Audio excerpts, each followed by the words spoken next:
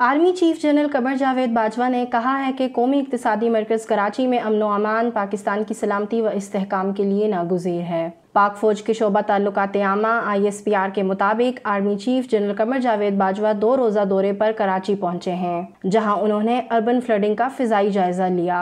ISPR ने बताया है कि फ़िज़ाई जायज़ा लेने के बाद आर्मी चीफ ने कराची कोर हेडक्वार्टर्स का दौरा किया, जहां उन्हें पाक फ़ौज की जानिब से सिंध बिलखुसूस कराची में सिविल इंतज़ामिया की मदद पर ब्रीफिंग दी गई, जबकि आर्मी चीफ को कराची में अर्बन फ्लडिंग पर भी ब्रीफिंग दी गई। आर्मी चीफ का कराची कोर को फ्लड रिलीफ ऑपरेशन तेज करने का हुक्म। आर्मी चीफ को ब्रीफिंग में बताया गया कि गैर मामूली बारिशों, गुंजान आबादियों और इंफ्रास्ट्रक्चर के मसाइल ने सूरत हाल को मज़ीद ख़राब किया।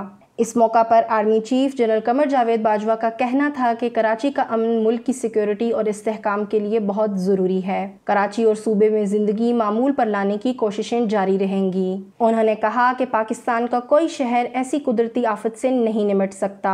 मसला वसाइल की दस्तयाबी नहीं बल्कि तरजीहात को दुरुस्त करने की ज़रूरत का है। उनका कहना है कि वफाक और सूबाई हुकूमतों के ज़ेर तकमील प्लान्स को फ़ौज की मुकम्मल सपोर्ट हासिल होगी। कुदरती आफत ने बड़े शहरों को मुस्तकबिल में ऐसी तबाही से बचाने के लिए तरजीहात तय करने का मौका दिया है। आर्मी चीफ ने डिजास्टर रिलीफ सरगर्मियों पर इत्मीनान का इजहार किया और कुदरती आफत से ज्यादा मुतासर इलाकों को इमदादी काम में तरजीह देने की हिदायत की।